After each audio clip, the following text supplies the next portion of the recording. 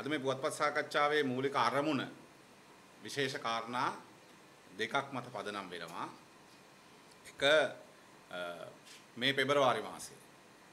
පෙබරවාරි මාසේ 27 වෙනිදාට අපේ රටේ සුප්‍රසිද්ධ කුප්‍රකට මහ බැංකු බැඳුම් කර වංචාවට ආරම්භ වේ. වංචාව පටන් අරගෙන දවස් අවුරුදු 4ක් සම්පූර්ණ වෙනවා.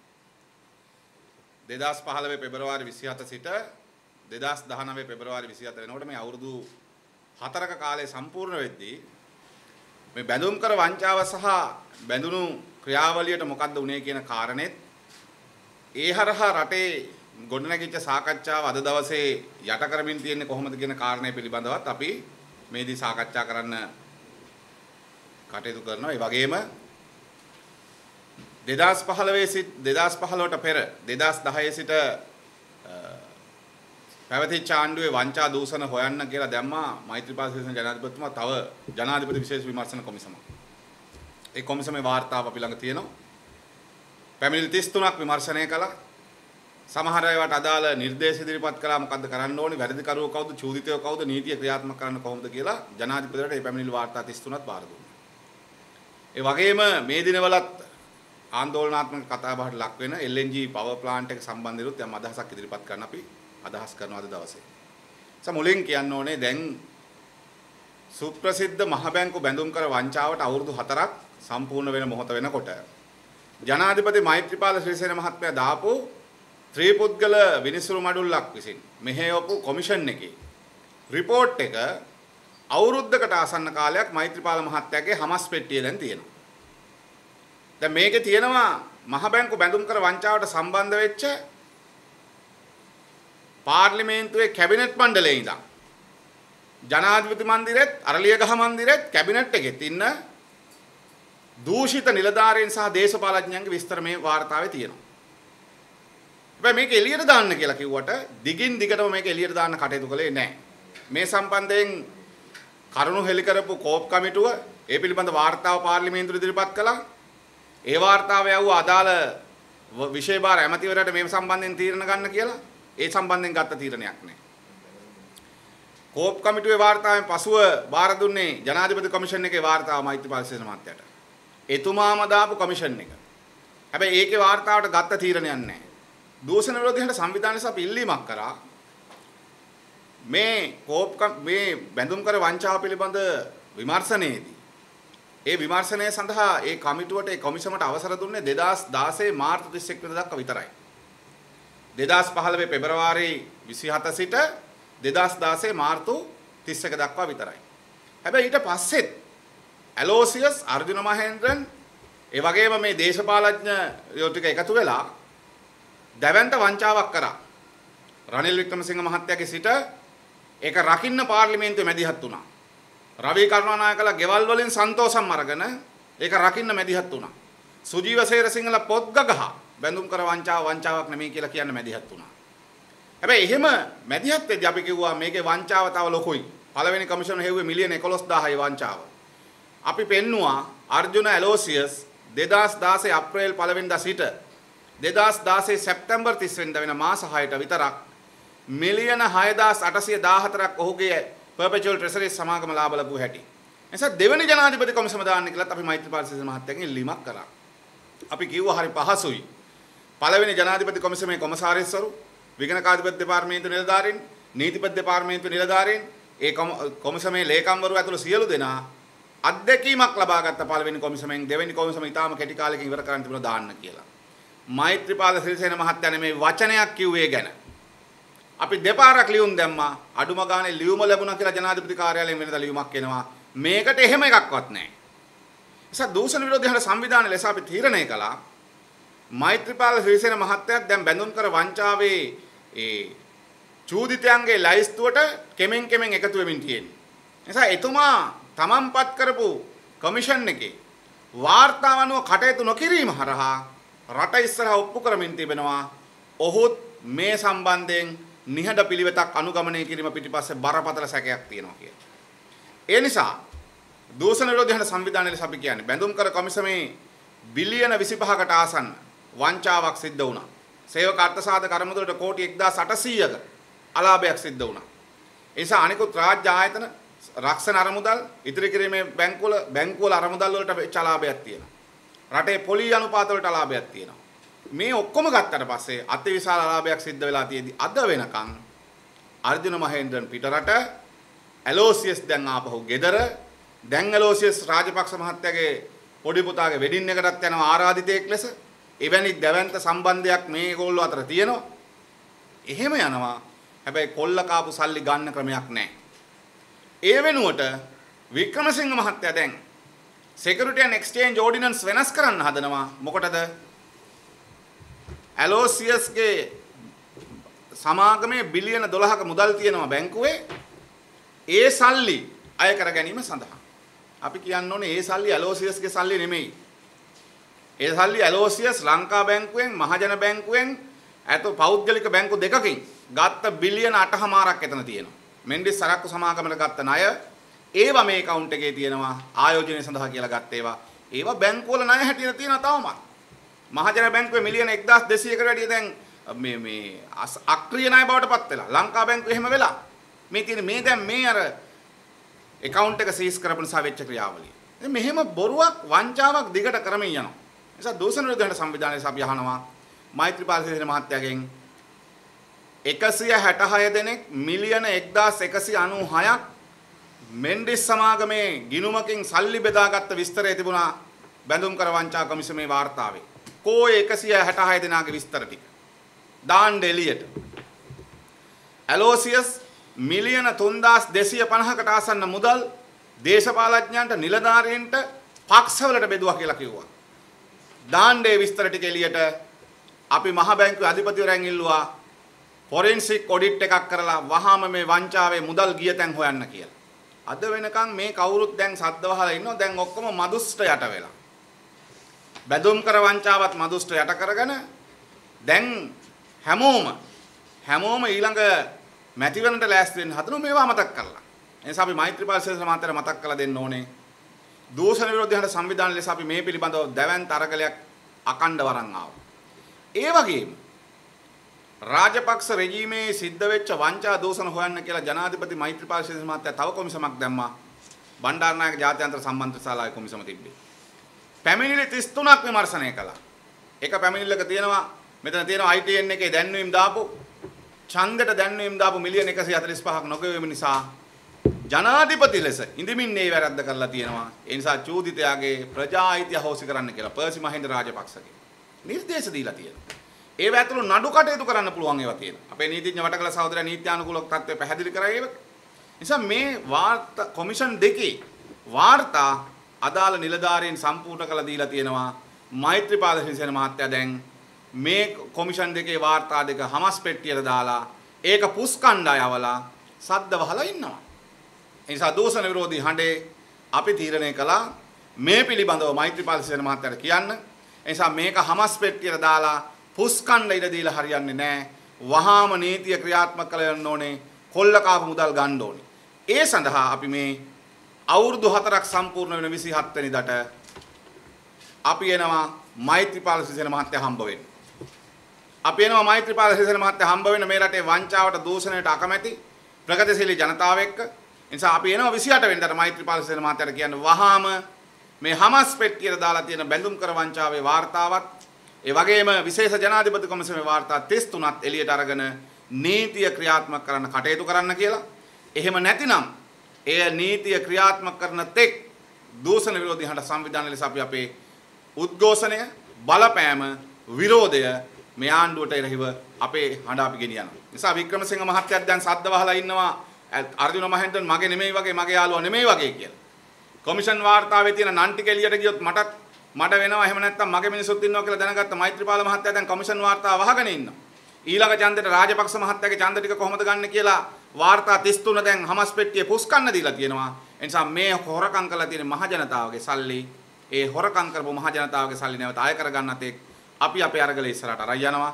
ඒ සඳහා මේ රටේ ප්‍රගතිශීලී ජනතාවට වංචාවට දූෂණයට එරෙහි මේ රටේ සියලු බලවේගවලට අපි ආරාධනා කරනවා 27 වෙනිදාට කොළඹට එන්න ගෝල් පේස් එකට එන්න අපි ජනාධිපතිතුමා හම්බෙන්න යනවා.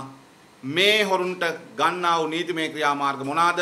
මේ වාර්තාවලට මොනවද කරන්න කියන කාරණය පිළිබඳව දූෂණ විරෝධී හඬ සංවිධානය ලෙස ජනාධිපතිවරයාගෙන් විමසන්න අපි යනවා. එදාට මේ දැවැන්ත විරෝධයට එකතු වෙන්න කියන ආරාධනය අපි මේ රටේ ප්‍රගතිශීලී සියලු ජනතාවගෙන් කරනවා.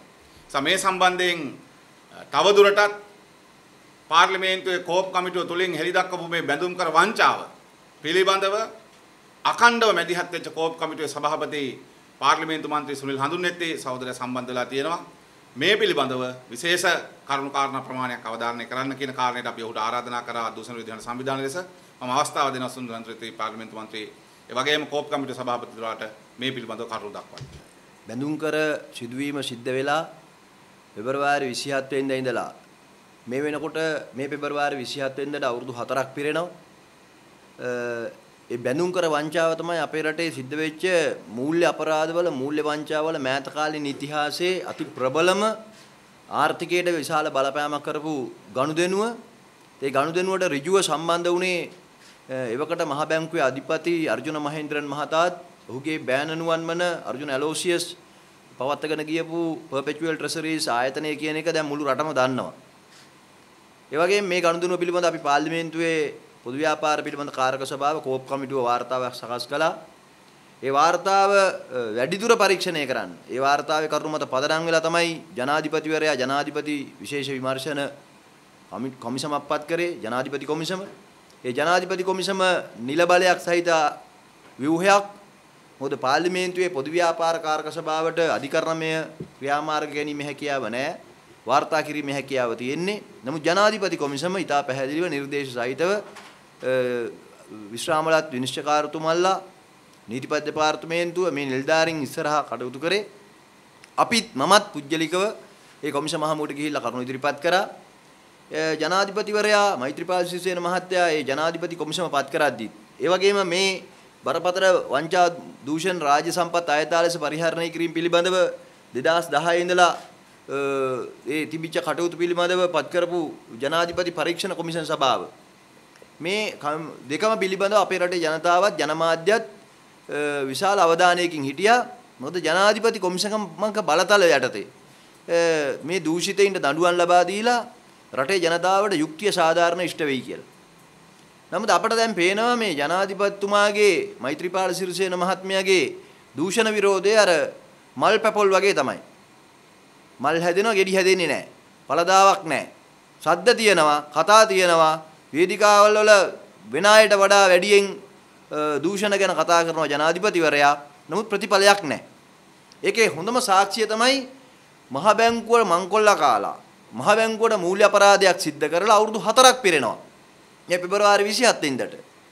නමුත් තාම බැරි වෙලා තියෙනවා ප්‍රධාන චූදිතය වෙච්ච අර්ජුන මහේන්ද්‍රන්ම අධිකරණය හමුවට ගෙනල්ලා නීතිය ක්‍රියාත්මක කරගන්න. අපි අහන්නේ මේ ප්‍රශ්නේ දැන් මේ අර්ජුන මහේන්ද්‍රන් මහත්මයා රනිල් වික්‍රමසිංහ මහත්මයාගේ මිත්‍රයෙක් නොවුනා නම් අර්ජුන මහේන්ද්‍රන් කියන්නේ ජනතා විමුක්ති පෙරමුණ හිතවාදියෙක් වුණා නම් අර්ජුන මහේන්ද්‍රන් කියන්නේ වෙනත් පක්ෂයකට හිතවාදී කෙනෙක් වුණා නම් අර්ජුන මහේන්ද්‍රන් කියන්නේ සාමාන්‍ය සිවිල් පුරවැසියෙක් වුණා නම් ඔහුට නීතිය ක්‍රියාත්මක වෙන්නේ මේ පදනමින්ද. ඔහු ඉතා පැහැදිලිව සිංගප්පූරු පුරවැසියෙක් පුරවැසිභාවය ලැබපු පුජ්‍යලයෙක් ශ්‍රී ලාංකිකයෙක් වුණත් සිංගප්පූරු පුරවැසිභාවය ලැබපු පුජ්‍යලයෙක් මහ බැංකුවේ අධිපතිවරයා හැටියට පත් කරද්දිම ඒ වෙලාවේ දින 100 වැඩසටහන යටතේ ඒ වෙලාවේ පත් කිරීම කරද්දිම අපි ප්‍රශ්න කරාම මෛත්‍රීපාල සිරිසේන මහත්තයා පත්වීම් ලිපිය ලබා දුන්නේ අර්ජුන මහේන්ද්‍රන්ට රනිල් වික්‍රමසිංහ මහත්තයාගේ සහතිකය යටතේ. රනිල් වික්‍රමසිංහ මහත්තයාගේ අපවීම යටතේ ඔහුගෙන් ප්‍රශ්නයක් වෙන්නේ නැහැ. ඔහු මගෙත් එක්ක ගනුදෙනු කරන කටයුතු කරන මිත්‍රයෙක් නිසා ඕනෑම වෙලාවක ඔහු පිළිබඳ මම වගකීම් බාර ගන්නවා කියලා රනිල් වික්‍රමසිංහ මහත්තයාගේ ප්‍රකාශත් එක්ක. මේක රටම දන්නවා. නමුත් අවසානයේ සිද්ධ වුණේ මොකද්ද? අද පත්වීම බාර දුන්නු මෛත්‍රීපාල සිරිසේන මහත්තයාත් නිහඬයි. ඔහු වෙනුවෙන් අපවෙච්ච රනිල් වික්‍රමසිංහ මහත්තයාත් නිහඬයි. රටටම බරපතල මූල්‍ය වංචාවක් අපරාධයක් මහ බැංකුවටම සිද්ධ වෙලා තියෙනවා. ඉතින් ඒ ගනුදෙනුව ගැන දැන් මේ රටේ දැවැන්ත සාකච්ඡාවක් සංවාදයක් ඇති වුණා. ඒ ගනුදෙනුවෙන් මුදල් ගත්ත කට්ටිය, ඒ ගනුදෙනුවේ වරප්‍රසාද ලබා ගත්ත කට්ටිය, ඒ නිසා රවි කරුණානායක අමාත්‍යවරයාට එදා ඉල්ලාස් වෙන සිද්ධ වුණා. අමාත්‍ය ධූරය නැති වුණා. මේ සියල්ල සිද්ධ වෙලත් අවසාන ප්‍රතිඵලය ලැබිලා තියෙන්නේ මොකද්ද? දැන් රනිල් වික්‍රමසිංහ මහත්තයා පාර්ලිමේන්තුවේ වරින් වර කියනවා වංචාව සිද්ධ වුණාට අපි perpetual treasuries එකෙන් තියාගත්ත අප මුදලක් තියෙනවා කියලා. ඒ කියන්නේ මේ රටේ ඕනම වංචාකාරයෙකුට වංචා කරලා රාජ්‍ය මූල්‍ය පාලනයේ බිඳවට්ටලා මහ බැංකුවට වංචා කරලා ඒකට අපයක් තිබ්බොත් හරිද? ඒ අපය විසින් මේ සිද්ධ කරපු වංචාව වහන්න පුළුවන්ද? ඒ අපය විසින් අර්ජුන මහේන්ද්‍රන්ට නිදහසේ ඉන්න පුළුවන්ද? ඊළඟ ආණ්ඩුවක් හැදිලා ඒ ආණ්ඩුවේ සුරතලෙක් වුණාට පස්සේ නිදහස් වෙන්න පුළුවන්ද? මේ ඒක නිසා මෙන්න මේ ප්‍රශ්න වලට උත්තර ලැබෙන්න ඕන. ජනාධිපතිවරයා මහා ලොකුවට දූෂණ විරෝධය ගැන කතා කරනවා නම් අඩුතරමේ මෛත්‍රීපාල සිරිසේන මහත්තයාගේ කතා මල්පැපොල් නොවි ඔප්පු කරන්න ඕන පළදාවක් තියෙනවා ප්‍රතිඵලයක් තියෙනවා අඩුතරමේ ඔහුට හැකියාවක් තියෙනවා කියලා අර්ජුන මහේන්ද්‍රන්ව අධිකරණ ඉස්සරහට ගේන්න. අර්ජුන මහේන්ද්‍රන්ව අධිකරණ ඉස්සරහට ගේන්න බැරි නම් අඩුතරමේ ජනාධිපතිවරයා කියන්න ඕනේ ඒක මේ රටට මට බෑ කියලා. බැරි හේතුව මොකද්ද කියලා. මොකද ලෝකයේ කිසිම රටක මහ බැංකුවක් මංකොල්ල කාලා මේ පෘථිවි තලයේ හැංගිලා ඉන්න කාටවත් බෑ කියලා අපි විශ්වාස කරනවා. ඒකට ජාත්‍යන්තර අධිකරණයන් තියෙනවා, ජාත්‍යන්තර නීති රීති තියෙනවා, ලංකාවේ අධිකරණයෙන් ඒ අවශ්‍ය නියෝගයන් නිකුත් කරලා තියෙනවා. ඒ අවශ්‍ය ඕනෑම නියෝගයක් ජනාධිපතිවරයාට ජනාධිපති බලතලයට හෝ අරගෙන ක්‍රියාත්මක කරන්න පුළුවන් හැකියාව තිබිය යුතුයි. ඉතින් ඒකෙන් ඇතුලෙන් පේන ඉතා පැහැදිලිව ජනාධිපතිවරයාත් ඉතා පැහැදිලි ලෙසම මේ දූෂිතයින් ආරක්ෂා කරනවා කියන එක. ඒකේ හොඳම උදාහරණය තමයි මේ ජනාධිපති විමර්ශන කොමිසමේ වාර්තාව ඇයි ජනාධිපතිවරයා සම්පූර්ණ වශයෙන් ප්‍රසිද්ධ නොකරන්නේ? වරින් වර විවිධ කතා කියනවා. නමුත් ඒ වාර්තාව නිවැරදි විදියට පාර්ලිමේන්තුව ඉදිරිපත් කරන්න තාම බැරි වෙලා තියෙනවා. ඒකේ පරිවර්තන නැහැ කියනවා, කොටස් අඩුයි කියනවා, කොටස් හැලෙනවා.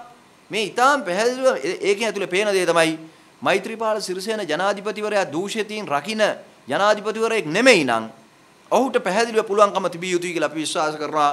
අවුරුදු 4ක් ගත වෙනකොටවත් අඩුතරමේ මේ අර්ජුන මහේන්ද්‍රන් අධිකරණයට ඉදිරිපත් කිරීමේ ක්‍රියාමාර්ග රටට ඉදිරිපත් කරන්න. ඒ වාර්තාව සම්පූර්ණ වශයෙන් රටට ප්‍රසිද්ධ කරන්න. ඒ වාර්තාවේ කොටස් හංගන්නේ නැතුව පාර්ලිමේන්තුවට ඉදිරිපත් කරන්න. කිසිදු ભેදයකින් තොරව සාමාන්‍ය මිනිසුන්ට රටේ තියෙන නීතිය අර්ජුන මහේන්ද්‍රන් සහ ඔහුගේ ගෝලයින්ටත් ඒ වගේම මේ දූෂණයේ ක්‍රියාවලියේදී මහ බැංකු බැඳුම් කර ක්‍රියාවලියේදී හෙළිදරව් වෙච්ච සියලුම දේශපාලන සම්බන්ධතාවලටත් සියලුම දේශපාලන ගනුදෙනු කරපු අයටත් අදාළව නීතිය ක්‍රියාත්මක විය යුතුයි.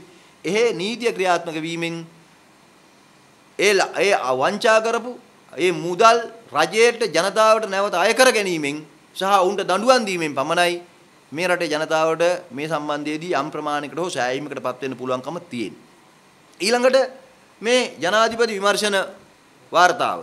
මේ ජනාධිපති විමර්ශන වාර්තාව පිළිබඳව අපි පාර්ලිමේන්තුවේ අවස්ථා ගන්නක සාකච්ඡා කළා තියෙනවා. මේ ජනාධිපති විමර්ශන මේකේ තියෙන්නේ මේ සාමාන්‍ය මිනිසුන්ගේ වංචා දූෂණ ගැන නෙමෙයි. රාජ්‍ය මූල්‍ය අභාවිතාවට ලක් කරපු, රාජ්‍ය මූල්‍ය දූෂණ ලක් කරපු දේශපාලඥයින්. බැසිල් රාජපක්ෂ මහත්මයා, විමල් වීරවංශ, මහින්ද යාපා, මහින්දානන්ද අලුත්ගමගේ, ගෝඨාභය රාජපක්ෂ, නාමල් රාජපක්ෂ, ඒ වගේම රේණුක පෙරේරලා මේ ආදි වශයෙන් පළාත් සභාවේ පාර්ලිමේන්තුවේ ඉන්න දේශපාලඥයෝ දැනටත් ඉන්න දේශපාලඥයෝ ගැන. ඉතින් ඒ අය කරපු වංචා දූෂණ මේ තියෙනවා. ගුවන් හමුදාවේ ගුවන් යානාව පාවිච්චි කරපුවා, ගුවන් ගමන් වලට තමන්ගේ පෞද්ගලික ගමන් වලට පාවිච්චි කරපුවා. මේ ආදි වශයෙන් බරපතල රටේ සාමාන්‍ය පුරවැසියෙක් කරා නම් මේ රටේ සාමාන්‍ය ජනතාවට අහන්න තියෙන පස්සේ සාමාන්‍ය පුරවැසියෙක්ගෙන් සිද්ධ වුණා නම් අප නැතුව රාජ්‍ය දේපල අයථා ලෙස පරිහරණය කිරීමට අප නැතුව හිරේ යන චෝදනා ගණනාවක් මේ රාජ්‍ය මූල්‍ය අවභාවිතවටපත් කිරීම පිළිබඳව ජනාධිපති කොමිසමේ තියෙනවා. මේ ජනාධිපති කොමිසමේ මේ තියෙන පිටු 1000 ගානම නිකන් සරලව ලියපුවා නෙමෙයි. විමර්ශනය කරපුවා. ඒ විමර්ශනයේ ප්‍රතිඵල, ඒ ප්‍රතිඵල වලින් නැවත ජනාධිපති කොමිසම සිද්ධ කරපු පරීක්ෂණ, ඒ පරීක්ෂණ වලින් ආපු නිගමන මත ඉදිරිපත් කරපු නිර්දේශ තියෙන්නේ. දැන් මේ නිර්දේශ සම්බන්ධයෙන් ආයෙ පාරක් ගිහිල්ලා කාටවත් කොහෙවත් පැමිණිලි කරන්න අවශ්‍යතාවයක් තියෙයි කියලා අපි හිතන්නේ නැහැ. මොකද මේ නිර්දේශ ඉදිරිපත් කළ තියෙන්නේ සාමාන්‍ය ජනතාව නෙමෙයි. මේ නිර්දේශයන් ඉදිරිපත් කළ තියෙන ඉතාම පැහැදිලිව ජනාධිපති කොමිසමක කටයුතු කරන්න පුළුවන් පළපුරුදු අධ්‍යක්ීම් කියන නීතිඥවරු සහ විනිසුරුතුමන්ලා. ඉතින් ඔවුන් ඉදිරිපත් කරපු නිර්දේශයන් ඇයි ක්‍රියාත්මක කරන්න බැරි? ඒ ක්‍රියාත්මක කරන්න බෑ කියන එකෙන්ම පෙන්නනවා ඉතා පැහැදිලි ලෙසම මේ කවුද මේ අය ආරක්ෂා කරන්න කියලා. රක්නාලංකා ආරක්ෂක සමාගම, ඇවන්ගාඩ් මෙරිටයිම් සමාගම සමග කරපු ගනුදෙනුවේදී ගෝඨාභය රාජපක්ෂ මහත්තයා චූදිතයෙක් බවට පත් වෙලා තියෙනවා. ඒ වගේම විවිධ ගනුදෙනු තියෙනවා මේකදී. හම්බන්තොට වරායට වතුර පිරවීමේ කරදිය මංගල්‍ය උත්සවයට අදාළව වරාය අධිකාරිය සිද්ධ කරපු ගනුදෙනු මේකේ තියෙනවා. ආර්ථික සංවර්ධන අමාත්‍යවරයා හැටියට හිටපු රෝහණ බැසිල් රාජපක්ෂ රාජ්‍ය මූල්‍ය අවභාවිතා කරලා වරප්‍රසාද භුක්ති විඳින හැටි මේකේ තියෙනවා. මේ ආදි වශයෙන් තියෙන ගනුදෙනු මේ තියෙන්නේ. ඒවා හුදෙක් සරල පැමිණිලි නෙමෙයි. අපි කියන්නේ එතකොට ජනාධිපතිවරයාම පත් කරපු ජනාධිපති පරීක්ෂණ කොමිෂන් සභා වාර්තාව ගැන දැන් ජනාධිපතිවරයා මොකද කියන්නේ? ජනාධිපතිවරයාම පත් කරපු ජනාධිපති බැඳුම්කර කොමිෂන් වාර්තාව පිළිබඳව දැන් ජනාධිපතිවරයා මොකද කියන්නේ? බැඳුම්කර කොමිෂම ක්‍රියාත්මක වෙලා තිබුණා. බැඳුම්කර ගනුදෙනුවට අවුරුදු 4ක් දැන් පිරෙනවා. දැන් මේ රටේ ජනතාවට තවදුරටත් ජනාධිපතිවරයාගේ මල්පපොල් කතා අහගෙන ඉන්නද කියන්නේ? හරි මම දඬුවම් දෙනවා. මම ක්‍රියාත්මක කරනවා. දැන් ඊයපෙරද අපි දැක්ක ජනාධිපතිතුමා කතාවක් පවත්වලා කියනවා මේ රටේ සිද්ධ වෙච්ච මේ දූෂණ වල ගැන එතුමා විශ්‍රාම ගියාට පස්සේ පොතක් ලියනවලු. එතුමා ජනාධිපති ධූරයේ ඉඳලා විශ්‍රාම ගියාම පොතක් ලියන එකෙන් මේ රටේ ජනතාවට යුක්තිය ඉෂ්ට වෙනවද සාධාරණ ඉෂ්ට වෙනවද? ඉතින් ඊටා පැහැදිලිව ජනාධිපති මෛත්‍රීපාල සිරිසේන මහත්මයාත් අග්‍රාමාත්‍ය රනිල් වික්‍රමසිංහ මහත්තයාත් මේ රටට වගකීමෙන් කියන්න ඕන බැඳුම්කර ගනුදෙනුව සිද්ධ වෙලා අවුරුදු 4යි දැන් මේ පෙබරවාරි 27 වෙනිදාට දැන් මේ දූෂිතයින් සම්බන්ධයෙන් ඔවුන් ගන්න ක්‍රියාමාර්ග මොනවද තවදුරටත්? එහෙම නැත්නම් ඔවුන්ගේ කතා විතරක් අහන්න මේ රටේ ජනතාව සූදානම්ද නැද්ද කියන එක අපේ රටේ ජනතාව තීරණය කරන්න ඕන. විශේෂයෙන් මේ වගේම මම මේ අපේ රටේ මාධ්‍යවේදී මාධ්‍යවලිනුත් මාධ්‍ය ආයතන හිමිකරුවන්ගෙන් සහ මාධ්‍ය ආයතන වැඩ කරන ගෞරවනීය මාධ්‍යවේදී මහතුරුන්ගෙනුත් ඉල්ලීමක් කරනවා. අපි අවස්ථා ගණනාවකම දැක්කා මේ වංචා දූෂණ වලට සම්බන්ධ අය උසාවියට ගිහිල්ලා එළියට එනකොට මාධ්‍යවේදී අහන ප්‍රශ්න. බැසිල් රාජපක්ෂ මහත්තයා බියගම මල්වානේ ඔහුගේ නිවස සම්බන්ධයෙන් ගනුදෙනුවට අදාළව හිරේට අධිකරණයට ගිහිල්ලා එළියට එනකොට ඔහුගෙන් අහනවා මාධ්‍යවේදී ඔබ මල්වානේ ගනුදෙනුවට සම්බන්ධද? එහෙම නැත්නම් ඔබ මේක නිසා හිරේ යයිද කියලා නෙමෙයි අහන්නේ. ජනාධිපතිවරණය එනවද ඔයා තරම් කරනවද කියලා අහනවා. මේ මල්වාන ඉඩමේ ගනුදෙනුවට අදාළව බැසිල් රාජපක්ෂ මහත්තයා අධිකරණයට ගිහිල්ලා එනකොට අධිකරණ භූමියේදී මාධ්‍යවේදීන් අහනවා ජනාධිපතිවරණය එයිද ඔබතුමා තරම් කරනවද කියලා. ගෝඨාභය රාජපක්ෂ මහත්තයා ගිහිල්ලා එනකොට උසාවියෙන් එළියට අර මොකද එතුමාගේ අම්මටයි තාත්තටයි රජයේ මුදල් වලින් සෝනක් හැදුව එකට අදාළව. ඒවා සාමාන්‍ය ජනතාවවත් කරන්නේ නැති දේවල්. නමුත් රජයේ මුදල් පාවිච්චි කරලා සෝනක් හදපු එකට ඔබතුමා සම්බන්ධද නැද්ද කියලා අහන්නේ නැහැ. මාධ්‍යවේදී මහතුරු අහනවා ජනාධිපතිවරණයට ඉල්ලනවද නැද්ද කියලා. අපි දැක්කේ නැහැ කොයි වෙලාවකවත් මාධ්‍යවේදියෙක් මූණට රනිල් වික්‍රමසිංහ මහත්තයාගෙන් අහනවා අර්ජුන මහේන්ද්‍රන් ලංකාවට ගේන්න ඔයාලට පුළුවන්ද බැරිද කියලා. දැන් අපි හම්බෙනවා වගේම මාධ්‍යවේදී මහතුරුන්ට ඕන තරම් රනිල් වික්‍රමසිංහ මහත්තයාත් හම්බෙනවා. රනිල් වික්‍රමසිංහ මහත්තයාන උත්සව තියෙනවා. එතුමාගෙන් කවදාකවත් මාධ්‍යවේදියෙක් මම දැක්කේ නැහැ අහනවා අර්ජුන මහේන්ද්‍රන් ලංකාවට ගෙන්නන්න ඔයා කටයුතු නොකරන්නේ ඔයා ඒ ගනුදෙනුවට සම්බන්ධ හින්දා නෙමෙයිද කියලා. ඇයි එහෙම අහන්න බැරි? ඇයි බැසිල් රාජපක්ෂ මහත්තයාගෙන් උසාවියෙන් එළියට එනකොට ඒ කරපු වංචාව දූෂණය ගැන අහන්න නැතුව මැතිවරණයට ඉල්ලනවද කියලා අහන්නේ? ඇයි ගෝඨාභය මහත්තයාගෙන් අහන්නේ ඔයාගේ අම්මගේ තාත්තගේ සෝන හදපු එකට මේ සල්ලි පාවිච්චි කරපු එකට අදාළ කාරණා අහන්න නැතුව ජනාධිපතිවරණයට හරි මැතිවරණයට ඉල්ලනවද කියලා? ඇයි රනිල් වික්‍රමසිංහ මහත්තයාගෙන් අහන්න බැරි අර්ජුන මහේන්ද්‍රන් ඔයා ආරක්ෂා කරනව නේද කියලා? ඒක මාධ්‍යවේදීන් අහන්න ඕන. ඒ අහන්නේ මාධ්‍යවේදීන්ගේ පෞද්ගලික ප්‍රශ්නයක් නෙමෙයි. මාධ්‍ය ආයතන වල පෞද්ගලික න්‍යාය පත්‍රයක් නෙමෙයි. ඒ අයගෙන් ඒක අහන්න ඕනකම තියෙන්නේ මාධ්‍ය ආයතන සහ මාධ්‍යවේදීන් අපි විශ්වාස කරනවා මේ රටේ ජනතාව වෙනුවෙන්. ජනතාව මාධ්‍යයෙන් බලාපොරොත්තු වෙන ජනතාවගේ ප්‍රශ්නේ ඒක. ජනතාවගේ ප්‍රශ්නේ නෙමෙයි අපි විශ්වාස කරනවා බැසිල් රාජපක්ෂ හරි ගෝඨාභය මහත්තයා හරි රනිල් වික්‍රමසිංහ මහත්තයා හරි ඊළඟ මැතිවරණයට ඉදිරිපත් වීම පිළිබඳව. ඒක අහන්න පුළුවන් ඒ ගැන මාධ්‍ය ආයතන වලට ඒ මාධ්‍ය සාකච්ඡාවක් තියෙන වෙලාවක. ඒ ප්‍රශ්නේ අහන්න මාධ්‍යවේදීන්ට සුද්ධ වූ සම්පූර්ණ අයිතිය තියෙනවා. ඒ ගෞරවය තියෙනවා. ඒ අයිතිය තියෙද්දි හැබැයි හොරකම සම්බන්ධව අහන්න නැතුව ඒක අහනකොට අපිට හිතෙනවා හොරකම් ආරක්ෂා කරන්නද එහෙම අහන්නේ කියලා. හොරුන් සුජාත කරන්නද එහෙම අහන්නේ කියලා. හොරුන්ව අභිෂේක කරවන්නද එහෙම අහන්නේ කියලා. මොකද ඒක නිසා විශේෂයෙන්ම මේ දූෂණ වංචා හෙළිදරව් කිරීමේ අරගලයක් අද අපේ රටේ ඉස්සරහා තියෙනවා.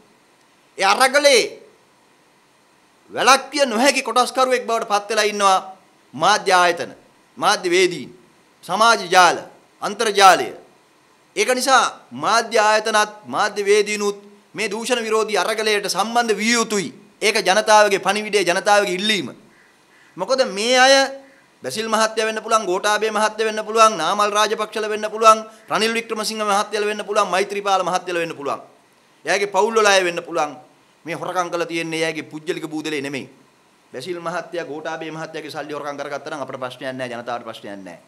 බැසිල් මහත්තයා රනිල් මහත්තයාගේ සල්ලි හොරකම් කරා නම් අපිට ප්‍රශ්නයක් නැහැ, ජනතාවට ප්‍රශ්නයක් නැහැ. හැබැයි මේගොල්ලෝ මේ කවුරුත් හවුලේ හා වෙන වෙනම මේ ගනුදෙනු කරලා තියෙන්නේ මේ රටේ දුක් විඳින ජනතාවගේ බදු මුදල් එක්ක. තමන්ගේ ළමයා ඉස්කෝලේ යවා ගන්න බැරි, බෙහෙත් ටික ගන්න බැරි, පෙන්ෂන් ජීවිතය ගත කරගන්න බැරි, රැකියාවක් නැති, හිඟා කන මිනිස්සු අපේ රටේ වක්‍ර බදු ගෙවනවා. අන්නේ බදු ගෙවන ජනතාවගේ සල්ලි තමයි මංකොල්ල කාලා තියෙන්නේ. වෙන කාගේවත් සල්ලි මංකොල්ල කාලා නැහැ. ඒ අයගේ සල්ලි මංකොල්ල කාලා නම් තියෙන්නේ. අර්ජුන මහේන්ද්‍රන් මහත්තයා රනිල් වික්‍රමසිංහ මහත්තයාගේ සල්ලි මංකොල්ල කාලා නම් තියෙන්නේ. රනිල් වික්‍රමසිංහ මහත්තයා අර්ජුන මහත්තයාට ගේමක් දීලා නම් තියෙන්නේ. රටේ ජනතාවට ප්‍රශ්නයක් නැහැ. එහෙමනම් මාධ්‍යවේදී මහතුරු රනිල් මහත්තයාගෙන් අර්ජුන මහත්තයාගෙන් අහන්න නැතුව හිටියද ජනතාව ප්‍රශ්න කරන්නේ නැහැ. බැසිල් මහත්තයාගේ මල්වානේ ඉඩම නඩුවට ගිහිල්ලා එනකොට ඡන්ද ඉල්ලනවද කියන එක ප්‍රශ්න කරන්නේ නැහැ. මල්වානේ ඉඩම රනිල් වික්‍රමසිංහ කෙනා. එහෙමනම් මේ රටේ ජනතාවට ඒක ප්‍රශ්නයක් නැහැ. හැබැයි මල්වානේ ඉඩමට ඒ යොදවලා තියෙන්නේ මේ රටේ මිනිසුන්ගේ සල්ලි නම් මේ රටේ මිනිසුන්ට නම් මේ වංචා කරලා තියෙන්නේ ගුවන් හමුදාවෙන් හෙලිකොප්ටර් රාන් තියෙන රටේ ජනතාවගේ සල්ලි වලින් නම් ඒකයි ජනතාව ප්‍රශ්න කරන්නේ. ඒ නිසා මේ ජනාධිපති කොමිෂන් පිළිබඳව ප්‍රශ්න කිරීම ඉවර නැහැ. ජනාධිපති කොමිෂන් වලින් විතරක් මේක ඉවර වෙන්නේ නැහැ. ඒක මේ රටේ ජනතාවගේ ඉස්සරහ තියෙන අරගලයක්. ඒ නිසා විශේෂයෙන්ම සමස්ත ජනතාවම පොදුවේ මේ දූෂණයට එරෙහි අරගලයට එකතු වෙන්න ඕන. අපි ඒ වගේම අවධාරණය කරනවා මේ රටට දේශපාලඥයෝ වගේම. ඒකෙන් දේශපාලඥයෝ නිදහස් වෙන්නේ නැහැ මේ කියන කාරණෙන්. දේශපාලඥයෝ වගේම මේ රාජ්‍ය ආයතන මංකොල්ල කන නිලධාරී පිරිසක් ඉන්නවා. ඔවුන් මේක වහගෙන කනවා සේනා දළඹුවටත් වඩා භයානක විදියට. ඔවුන් සමහර වෙලාවට ඒවා කන්න දේශපාලඥයෝ තමයි ඉස්සරහට දාන්නේ. දේශපාලඥයෝ නිලධාරීන් ආරක්ෂා කරනවා. ඒ සුළු පිරිසක් නිලධාරීන් දේශපාලඥයෝ ආරක්ෂා කරනවා. ඒක තමයි මේ රටේ දේශපාලනයේදී තියෙන නරකම දේ. ඒක ජනතාව දන්නේත් නෑ ඇත්තටම. විශේෂයෙන්ම අපි හිතනවා අපේ රටේ තියෙන දූෂිතම රාජ්‍ය ව්‍යාපාර ආයතන ගණනාවක් තියෙනවා. විදුලි බල මණ්ඩලයකින් අංක 1කට තියෙනවා. ඉතින් අපට ප්‍රශ්න තමයි විදුලි බල මණ්ඩලයේ මෙච්චර චෝදනා ලබද්දී විදුලි බල අමාත්‍යාංශයේ ලේකම්වරයා හැමතිස්සෙම විදුලි බල මණ්ඩලයේ මෙහෙවන ලේකම්වරයා බවට පත් කරනවා. ආණ්ඩු මාරුණත් එහෙමයි, ආණ්ඩු තිබුණත් එහෙමයි. දැන් දැවතත් විදුලි බල මණ්ඩලයේ LNG ගනුදෙනුව පිළිබඳව චෝදනා ඇවිල්ලා තියෙනවා. අපිට පේනවා අමුවටම ලේකම්වරයා ඒව ආරක්ෂා කරන ආකාරයේ ඇමතිවරු ළඟ තියාගෙන. ඉතින් මේ මීට කලිනුත් මේ වගේ සිද්ධ වුණා. මහජන උපයෝගීතා කොමිසමෙන් අභියෝග කරා. ජනතාව අභියෝග කරනවා, මාධ්‍ය කතා කරනවා. හැබැයි හොරකම් කරන නිලධාරීන් පිරිස හොරකම් කරනවා. විදුලි බල මණ්ඩලය, තෙල් සංස්ථාව, වරාය, ශ්‍රී ලංකන් ගුවන් සමාගම, ජල සම්පාදන මණ්ඩලය, මහා මාර්ග අධිකාරිය. මේ කියන ආයතන 6 අපේ රටේ දූෂිතම ආයතන. ඒක නයි තර්කයක් නැහැ. මේ ආයතන 6 තියෙනවා රාජ්‍යයේ භාණ්ඩාගාරයේ මුදල් වලින් 50%කට වැඩිය. ඒවා මේ රටේ ජනතාවගේ සල්ලි. මේ රටේ ජනතාවගේ සල්ලි තමන්ගේ පුජ්‍යලික බූදලේ හැටියට ඒගොල්ලෝ පරිහරණය කරනවා. ඒගොල්ලෝ පරිහරණය කරනවා, ව්‍යාපෘති හදා ගන්නවා, නිලධාරීන්පත් කර ගන්නවා, ව්‍යාපෘති වලට තමන්ගේ හිතවතුන් දා ගන්නවා. മന്ത്രിවරු, ඇමතිවරු, ඥාතීන් එකතු වෙලා මේ නිලධාරී තන්ත්‍රයත් එක්ක මේ ආයතන කනවා. මේවට ගෙවන්නේ මේ රටේ ජනතාව.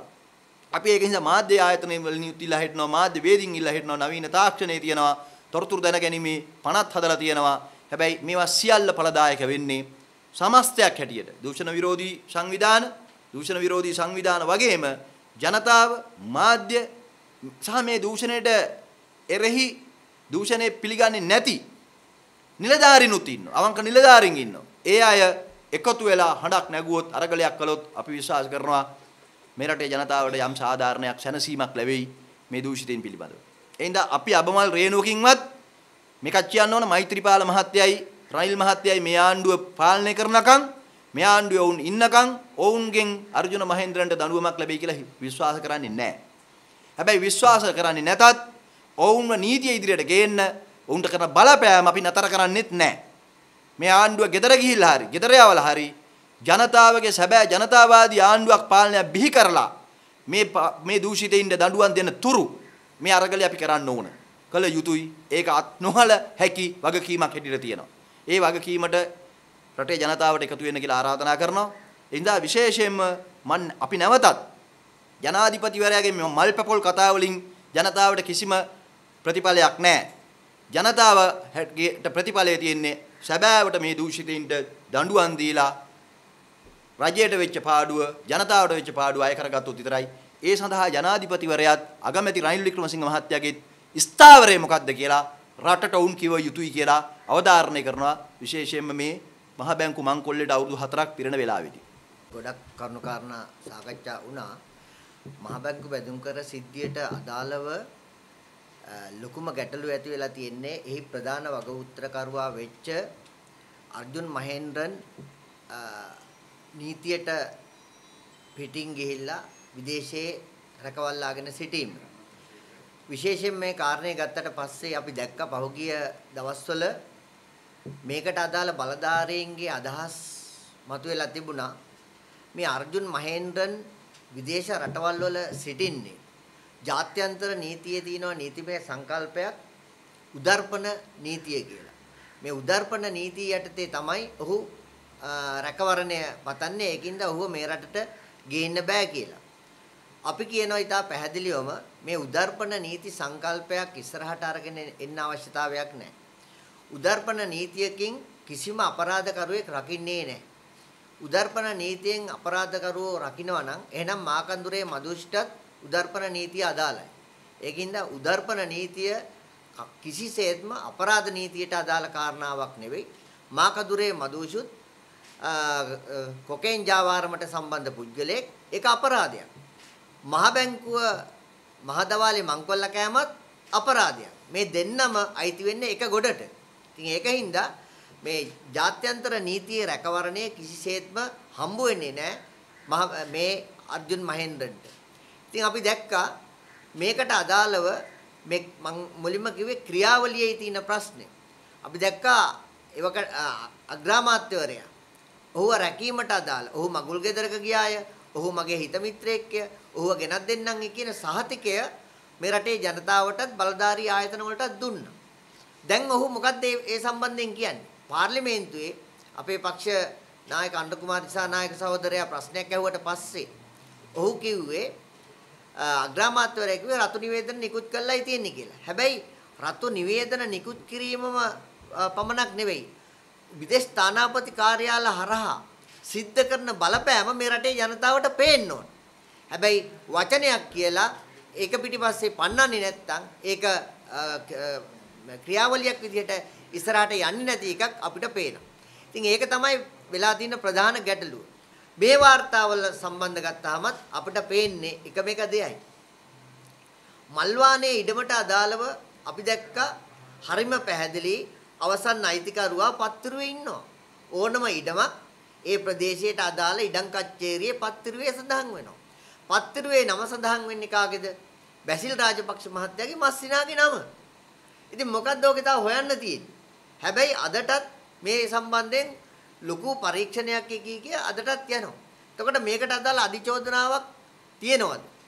එතකොට මේ අපි දැකපු ප්‍රායෝගික தත්ත්වය තමයි මේවල ඉන්න උදවිය මේ සියලු දෙනා හරිනම් මේ රටේ පොදු දේපල පනත යටතේ සිරගත වෙලා ඉන්න ඕන පුද්ගලයෝ. එතකොට විමල් වීරවංශ මහත්තයා කොහොමද ආගමන හා විගමන පනත උල්ලංඝනය කරලා එක දවසක්වත් රිමාන්ඩ් බන්ධනාගාරගත නොවී සිටින්නේ. හැබැයි ඒක තංගමනීට හරි ගුණපාලට හරි සිරිපාලට හරි සිද්ධ වුණා නම් තත්ත්වය මොකද්ද? එතකොට මේ රටේ ආගමන හා විගමන පනත කිසියම් කොටසක් රකින්න සමත් වෙලා තියෙනවද? එහෙම නැහැ. ඉතින් ප්‍රායෝගික භාවිතාවේදී මේ අපරාධකරුවන් එළියේ සිටින්නේ නීතිය ක්‍රියාත්මක වීමේ කිසියම් ගැටලුවක් නිසා.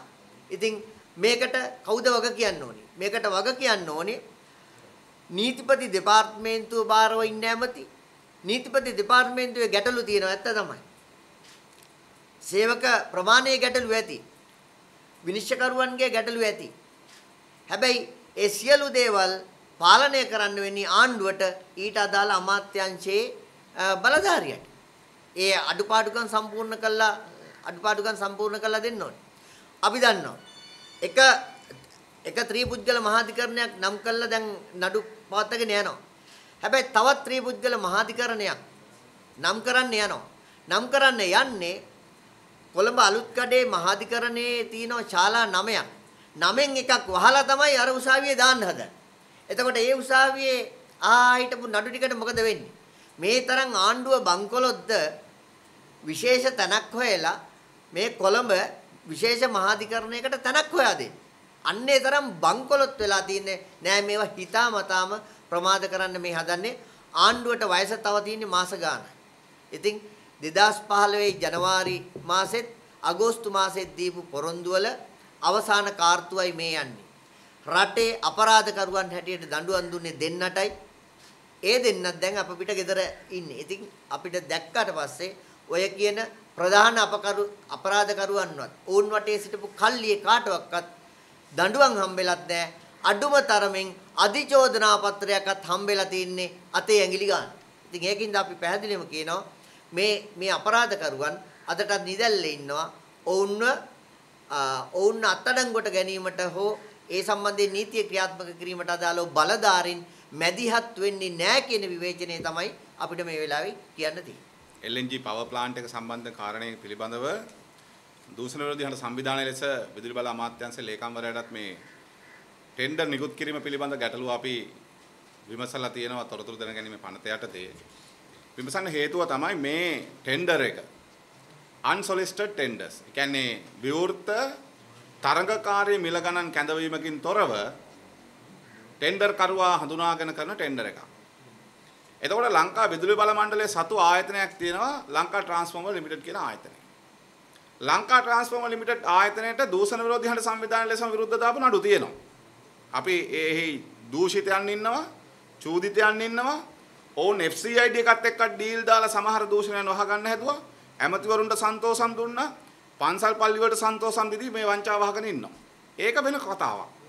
හැබැයි දූෂණ විරෝධී හඬ සංවිධානයේ අපි දකිනවා ලංකා විදුලි බල මණ්ඩලයට අයිති 63%ක් අයිති ලංකා ට්‍රාන්ස්ෆෝමර් ලිමිටඩ් කියන ආයතනයට මේ LNG power plant එක කරන්න පුළුවන්. දැන් unsolicited tenders දාලා චීන සමාගමක් තෝරා ගනිද්දී ලංකාවේ තවත් සමාගමක් සම්බන්ධ කරගත්ත මේ සමාගම තෝරා ගන්න යද්දී මේ මිල ගණන් සංසන්දනය කිරීමක් කරේ මොකටද? ඒකෙදී දැන් තියෙන්නේ මේ චීන සමාගමට දීලා තියෙන වැඩි මිලකට. වැඩි මිලකට දෙනකොට මොකද්ද LTL එක ෆේල් කරන්න තිබිච්ච සාධකය? ඒ නිසා දැන් මේකේ අලාභය අවසානයේ ගෙවන්නේ මේ රටේ ජනතාව. නිසා මේ LNG power plant එක හදන්න ආණ්ඩුවට තිබුණ ඌමනාව ඇත්ත එකක් නම් ලංකා ට්‍රාන්ස්ෆෝමර් ලිමිටඩ් ආයතනය තමන්ගේ ආයතනයක්. විදුලි බල මණ්ඩලයේ සභාපතිතුමා නිල බලයෙන් අධ්‍යක්ෂ මණ්ඩල සමාජිකයෙක් ලංකා ට්‍රාන්ස්ෆෝමර් ආයතනයේ. නේ 163ක කොටස් අයිතියක් තියෙනවා. මේක සම්පූර්ණම අයිතිය තියෙන විදුලි බල මණ්ඩලයට. එහෙම තියෙද්දී තමන්ගේම ආයතනයට කතා කරලා මේක කොහොමද අපි කරන්නේ? අඩු මුදලට අපි කොහොමද කරන්නේ? ජනතාවට සහනයක් දෙන්න කොහොමද මේක කරන්නේ කියලා කතා කරන්න තිබුණා. ඒක නොකර විදුලි බල ඇමති රවී කරුණානායකයි ලේකම් බටකොඩයි මී කඩන්නේ අතලෙව කන්න නෙමෙයි කියලා දූෂණ විරෝධයෙන් අපි දන්නවා. නිසා මේකට සම්බන්ධ දේශීය ආයතනයත් මේ චීන සමාගමත් වැඩි මිලකට LNG power plant එකේ power unit එකක් මිලදී ගැනීමේ ටෙන්ඩරයට යන්නේ මොනවමනාවටද? එහෙම යන්න ඕන නම් තිබුණා unsolicited tenders වලට යන්නේ නැතුව. ඒ කියන්නේ විවෘත තරඟකාරී මිල ගණන් කැඳවන ටෙන්ඩර්ස් දාන්න තිබුණා. ඒ ටෙන්ඩර්ස් දාලා එහෙම මිල ලන්සු ඉදිරිපත් කරන්න කියලා තරඟකාරී ලෙස අඩු මිලක් යටතේ තියෙන කෙනෙක් තෝරගන්න තිබුණා. එහෙම තෝරගන්නේ නැතුව මේක බේරෙන්න ලංකා ට්‍රාන්ස්ෆෝමර් ලිමිටඩ් එකෙන් ටෙන්ඩර් එක ගෙන්නගෙන අරකට දෙන්න ඕනේ නිසා මේ ජාවාරම කරගන්න ඕන නිසා කරුණානායක මහත්තයයි මේ අමාත්‍යාංශ ලේකම්වරයයි ඒකාබද්ධව තමයි මේ වංචාව කරලා තියෙන්නේ. ඒ නිසා මේකේ පාඩුව රටට මේ වංචාවේ බර දරන්නේ මේ රටේ ජනතාව. ඒ නිසා හෙට දවසේ විදුලිය අවශ්‍යයි. හැබැයි අමාත්‍යාංශ ලේකම්වරයා දන්නේ නැද්ද? විදුලි බල මණ්ඩලයේ අධ්‍යක්ෂ මණ්ඩලය දන්නේ නැද්ද? හදිසි විදුලි මිලද ගැනීම කරන අවුරුදු 3කට. අවුරුදු 3ක් යන්නේ මේ පවර් ප්ලාන්ට් එක ගහන්න. අවුරුදු 3කට හදිසි විදුලි මිල ගැනීම කරන කෝටි 500ක. මේ තරම් මේක ඇතුළේ වංචා සිද්ධ වෙනවා. ඒ නිසා මේ හදිසි විදුලි මිල ගැනීම කරන්නේ ඒ අදාළ තමන්ගේ හිතවත් කොම්පැනිත් එක්ක මේක වැඩේ ඉස්සලා කරලා ඉන්නව මොකටද? ඒගොල්ලෝ සෙටල් කරගන්න. ඊට පස්සේ චීනය සහ මේ ලංකාවේ සම්බන්ධ සමාගමක් ඒකාබද්ධ කරගෙන මේ LNG power plant එකට අදාළ මේ ටෙන්ඩර් එක ගෙන්නගෙන තමයි මේ LTL එකෙන් ටෙන්ඩර් එක ගෙන්නගෙන LTL එකේ ගාන පොඩ්ඩක් අඩු වුණත් අරකට දෙනවා මොකද මේකට විවිධ කතා කියලා. හැබැයි LTL එක කියලා කියන්නේ විදුලි බණ්ඩ මණ්ඩලයේ සතු සමාගමක්. එහෙම සතු සමාගමක් Tamanට තියෙද්දි මොකටද වෙන කෙනෙකුට දෙන්නේ? ඒක LTL එකට දෙන්න තිබුණා. LTL එකේ වංචා තියෙනවා, LTL එකේ දූෂණයන් තියෙනවා, LTL එකේ ආක්‍රමිකතා තියෙනවා. ඒ පිළිබඳව කෝප් කමිටුව වාර්තා ගණනාවක් ඉදිරිපත් කරලා තියෙනවා. දූෂිත නිලධාරීන් හඳුනන් තියෙනවා. අපි දූෂණ විරෝධී හඬ සංවිධානය ලෙසත් මේ පිළිබඳව පැමිණිලි කරා. මොකද ඕක හිටපු අධ්‍යක්ෂක මණ්ඩලයේ 3 දෙනෙක් යුඩී ජයවර්ධන මරික්කාර් කියන මහත්වරු 2015 අගෝස්තු මාසේ 20 24 කියන දවස් දෙකේ විතරක් මිලියන 540ක් ලාභාංශ තමන්ගේ ගිණුම් වලට දාගත්තා. එහෙම කොහොමද ලාභාංශ දාගන්නේ මේක බාර දීපු කට්ටිය? එහෙම මේක ඇතුලේ වංචා තියෙනවා. විදුලි බල මණ්ඩලයට ලාභ ගෙවලා නැහැ හරියට. එහෙම ආක්‍රමිකතා තියෙනවා. LTL එකත් එක්ක වෙන ප්‍රශ්නයක් තියෙනවා අපිට. හැබැයි මේ ප්‍රශ්නේදී LNG power plant එක පිළිබඳ ප්‍රශ්නේදී සම්පූර්ණ දූෂිත වංචනික ගනුදෙනුවක් තමයි මේ කරලා තියෙන්නේ. ඒ නිසා රවි කරුණානායක මහත්තයා දැන් වෙන ලොජික් දැම්මට හරියන්නේ නැහැ. මේ ගනුදෙනුව වහාම නවත්තන්න කියලා අපි ජනාධිපතිට ලියලා තියෙනවා. මේ කටයුත්ත නවත්තලා අවශ්‍ය නම් තරඟකාරී මිල ගණන් කැඳවන්න මේ සමාගමට දෙන ගානට වඩා අඩුවෙන් මේක හදන්න පුළුවන්. එහෙම නැත්නම් LTL එකට කතා කරලා මේක හදන්න පුළුවන් අඩුම වියදම කොහොමද? LTL සමාගමට පාඩුවක් නොවෙන්න ඒක ලංකා විදුලි බල මණ්ඩලයට අයිති සමාගමක් මේක හදන්නේ කොහොමද කියලා කතා කරගන්න තිබුණා. මොකද විදුලි බල මණ්ඩලයේ පාඩු වෙනකොට රටේ ජනතාව ගෙවන්නේ. එහෙනම් මේ LTL සමාගම විදුලි බල මණ්ඩලයේ අයිති සමාගමක්. ඒ සමාගමෙන් මේක කරන්න තිබිච්චා. ඒක නොකර මේ කොමිස් කුට්ටි වලට ආපහු වතාවක් මේ LNG power plant එක දීපු එක වහාම නවත්තන්න කියලා අපි ජනාධිපතිට ලියලා තියෙනවා දූෂණ විරෝධී හඬ සංවිධානය ලෙස. අපි මේකේ තොරතුරු ඉල්ලලා තියෙනවා. ඒ නිසා මේ ගනුදෙනුව වංචනික ගනුදෙනුවක් ලෙස අපි දකින්නේ. ඒ නිසා මේ සම්බන්ධයෙන් දූෂණ විරෝධී හඬ අනිවාර්යෙන් අපේ ජනාධිපතිලාට මේක අපි ඉදිරිපත් කරලා තියෙනවා. අපි අමාත්‍යාංශයට ඉදිරිපත් කරලා තියෙනවා. වහාම ටෙන්ඩර් ඉදිරිපත් කරපුවා රටට හෙළි කරන්න. එතකොට මේක හෙළි වෙයි කියලා. පාර වැඩියක් වෙලානේ ආණ්ඩුව යදාගත්තේ. වැඩියක් උනානේ. දැන් අපි ලක්ෂණ පස්සෙන්කා අපි මේ ආණ්ඩුව වෙනස් කරගන්න. ඔබතුමාලට බැරිද මේක විසඳගන්න කතාව ආගෙන මොකද ඔබතුමාලා CFP එක ඇතුළේ ඉඳගෙන මේවා කතා කරන්න කියලා තමයි විපක්ෂයෙන් චෝදනා කරන්නේ. කාත් එක්කද කතා කරන්නේ? මොනවද? ඒක දැන් දිනම ආණ්ඩුවත් එක්ක. දැන් එහෙම කතා කරන්න ඕන නම් කතා කරලා මේක විසඳ ගන්න පුළුවන් නම් අපි ඔබතුමාලත් එක්ක කතා කරන්නේ. දැන් මේ රටත් එක්ක අපි කතා කරන්නේ ඇයි? මේ ආණ්ඩුවත් එක්ක කතා කරලා වැඩක් නැහැ. අර්ජුන මහේන්ද්‍රන් ලංකාවට ගෙනල්ලා අධිකරණ ඉදිරිපත් ගන්න කියන එක අධිකරණ ඇමතිට කියලා දන්නේ නැද්ද? රටේ අග්‍රාමාත්‍යවරයා දන්නේ නැද්ද? තමන්ම කොමිසමක්පත් කරපු ජනාධිපතිතුමා දන්නේ නැද්ද? දැන් අපිට තේරෙන්නේ නැහැ දැන් එහෙම කතා කරලා බේරන්න පුළුවන් සීමාව මොකද්ද කියලා. පාර්ලිමේන්තු විවාද කරලා තියෙනවා. මාධ්‍ය වලින් කතා කරලා තියෙනවා. රට ඉස්සරහා කතා කරලා තියෙනවා. අපි විශ්වාස කරනවා තවදුරටත් ඒ අයට කතා කරලා දැනුවත් කරලා මේ ක්‍රියාමාර්ගයේදී මේ රටේ දූෂණ නවත්තන්න බෑ කියලා. ඒ වගේම අර ඉදිරිපත් කරපු කාරණේ අනුව දැන් මේ අයත් එක බේරගන්නේ කොහොමද? රනිල් වික්‍රමසිංහ මහත්තයයි රවි කරුණානායක මහත්තයා එක්කම අර්ජුන ඇලෝසියසුත් මහින්ද රාජපක්ෂ මහත්තයාගේ වෙඩින් එකේ. මේ අය මේ එක හොර නඩයක්. ඒ නිසා මේ අය එකට හොරකම් කරලා එකට බෙදාගෙන දවල්ට වෙඩින් එකේ. රැට එකට හොරකමේ දවල්ට වෙඩින් එකේ. ඒ නිසා මේ අයත් එක්ක කතා කරලා මේක බේරන්න බෑ. ඒ නිසා මේක මේ රටේ ජනතාවට කියන්න තමයි අපි ඔබත් එක්ක මේ සාකච්ඡාව සංවිධානය කරේ. ඒ නිසා අපි මේ රටේ ජනතාවට කියනවා ඇස් ඇරලා බලන්න මෙන්න මේ අයගේ හැටි. මේ ඇලෝසියස් හිරේ ආපු ගමන් යන්නේ වෙඩින් එකට. නේ. බැඳුම් කරේ හොරා කවුද හොරා කී ගහ රනිල් හොරා කියන මිනිස්සු රනිල් තමයි වෙඩින් එකේ ප්‍රධාන ආරාධිතයා. නේ. මුදල් ඇමතිකම නැති වෙච්ච රවි කරුණානායක වෙඩින් එකේ ඉන්නවා. අපිට කවුද සුජීව සේරසිංහ විතරයි දැක්කේ නැත්තේ. ගියාට දන්නෙත් නැහැ. හැබැයි මේ අය ඔක්කොම එකට මේ වැඩේ කරන්නේ. ඒ නිසා මේ අය එකට ඉඳගෙන මේ හොරකම් කරන්නේ, වංචාව කරන්නේ. ඒ නිසා අපි රටේ ජනතාවට කියන්නේ මාධ්‍යවේදීන් ලෙස ඔබට කියන්නේ ප්‍රශ්න කරන්න මේ අය ඇයි මේ වැඩේ කරන්නේ නැත්තේ කියලා. ඒ නිසා අපි රටේ ජනතාවට ආරාධනා කරනවා මේ දූෂිතයන්ට වංචනිකයන්ට එරෙහිව සටනට පාරට එන්න කියලා. එකක් තියෙනවා. දැන් මේ විදිහට මධ්‍යවර්ග රටේ වැඩිවශයෙන් පොලිසියෙන් සොයාගන්න ලබන.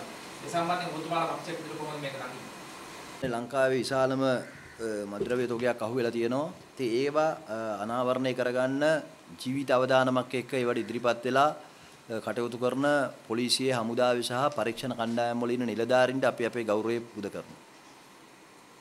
හැබැයි ඒ වගේම අපි හිතනවා මේ රටට මේ මද්ද්‍රව්‍ය එන්නේ මේ ආකාරයට මූදේ ගහගෙන නෙමෙයි. හුළඟේ පාවෙලා නෙමෙයි. මේ මද්ද්‍රව්‍ය එන්නේ මුහුදේ ගහගෙනවත් හුළඟේ පාවෙලවත් නෙමෙයි. අපේ රට දූපතක්. අපේ රට ඉන්දියාවේ වගේ චීනයේ එක තියෙන බෝඩර් තියෙන රටක් දේශ සීමා රටක් නෙමෙයි. අපි දූපතක්. ඒ නිසා අනිවාර්යයෙන්ම අපේ රටට මේ මද්ද්‍රව්‍ය එන්න තියෙන එක ගුවන් තොටුපළේ. එක්ක වරායේ. එහෙම නැත්නම් විරලාරක්ෂක බටයින්ට හොයාගන්න බැරි වෙන විදියට එන්න ක්‍රමයක් නැහැ. අනීතික විදියට ආවා. එතකොට මෙන්න මේ ප්‍රධාන මර්මස්ථාන වලින් මේවා ඇතුළට එන්නේ කොහොමද? ඔබ දන්නවා මීට කලින් සතෝසට ගෙන ආපු භාණ්ඩවල සීනි ASCII කුඩු තිබ්බම මිටි 8ක් ඒ විශේෂ බාර ඇමතිවරයා කිව්වේ ඒක නිකන් සුළු දෙයක් වැරදිලා තිබ්බා කියලා. කන්ටේනර් මාරු වෙලා තිබ්බා කියලා. එහෙම තමයි මේවා තිබුණේ. මේ කන්ටේනර් පිටින් ගේන ඒවා අපි පැහැදිලිව කියනවා බලය තියෙන දේශපාලඥයින්ගේ ආණ්ඩුවල බලධාරීන්ගේ අනුග්‍රහයක් නැතුව එන්න බෑ. ඉතාලම පැහැදිලිව. ඒක නිසා අල්ලන අයට අපි ගරු කරනවා වගේම හැබැයි මේ මාසේ හැංගිලා තියෙන දේශපාලන ගනුදෙනුත් රටට ඉල්දරව් වෙන්න ඕන. අද අල්ලන්නෙත් හෙට ආයෙත් ආරක්ෂා වෙන ආකාරයට. ඊළඟට තියෙන ප්‍රශ්නේ තමයි දැන් අපි නීතිය ක්‍රියාත්මක කරන ආයතන වලින් ඉල්ලනවා විශේෂයෙන්ම මේවට අධිකරණමය ක්‍රියාමාර්ග ගන්න අයගෙන් ඉල්ලනවා රටේ නීතිය තියෙනවා මත්ද්‍රව්‍ය හෙරෝයින් ඊටාම අංශුවක් ළඟ තියාගත්තත් මරණ දඬුවම දෙන මට්ටමේ නීති රීති. හැබැයි අපි දැකලා නැහැ කොයි වෙලාවකත් මේ මත්ද්‍රව්‍ය අල්ලන තොග ගණන් අල්ලන ඒවා ප්‍රසිද්ධිය විනාශ කරනවා. ප්‍රසිද්ධිය විනාශ කරන්න ඕන සහ මේ අල්ලන කට්ටිය ප්‍රසිද්ධිය හෙළිදරව් කරන්න ඕන. ඇයි මේගොල්ලෝගේ මූණ වහන්නේ? ඇයි මේගොල්ලෝ කවුද කියලා මේ රටේ ජනතාව දැනගන්න ඕනේ නැද්ද? මේ අපේ දරු පරම්පරාවම විනාශ කරනවා. දරුවන්ට අද පාරවල් ළඟ පාසල් අසල විවිධාකාරයට මේව අලෙවි කරන මේ ජාවාරම්කාරයින්ව රටේ ප්‍රසිද්ධියේ රටේ ජනතාව ප්‍රතික්ෂේප කරන්න ඕනේ නැද්ද? මම කියන්නේ එහෙම ව්‍යාපාරයක් ඕන. නැතුව මේවා තමන්ගේ කාලේ අනිත් වැඩ මුකුත් කරගන්න බැරි නිසා තමන් මහා ලොකු දෙයක් කරාය කියලා ලකුණු දාගන්න පෙන්නන දේශපාලන ව්‍යාපෘති බවට පත් විය යුතු නැහැ. මොකද මේ රටේ ජනතාවගේ අනාගතයත් එක්ක දරු පරම්පරාවේ අනාගතයත් එක්ක කරන සෙල්ලම් බවට පත් වෙන්න හොඳ නැහැ. එහෙනම් මම නැවතත් අවධාරණය කරනවා විශේෂයෙන්ම අපේ රට දූපතක් මූදේ ගහගෙන ඇවිල්ලා හරි හුළඟේ පාවෙලා මද්ද්‍රව්‍ය ලංකාවට ගොඩ වැටෙන්නේ නැහැ. මේවා දේශපාලන අනුග්‍රහය සහිතව එන්නේ. මේවා පිටිපස්සේ ඉන්න දේශපාලකයෝ මේ පුංචි හාල් මැස්සෝ ඉස්සරහට දාලා හැංගෙනවා. මේක තමයි ඇත්තට වෙලා තියෙන්නේ. ඉතින් ඒ ආවරණය කරන තැන් හෙලිදරව් කළොතින් සහ මේවා ඇතුළට රට ඇතුළට ගේන තැන් හෙලිදරව් කරොතින් සහ ඒවා වහන්න පුළුවන් නම් මීට වඩා විධිමත් ක්‍රමයක් බවට පත් වෙයි. මේවා නැත්තම් හැමදාමත් මේ කිලෝ ගණන් අල්ලන ඒවා මාධ්‍යට ප්‍රවෘත්ති ජනතාවට විහිළු බවට පත් වෙනවා.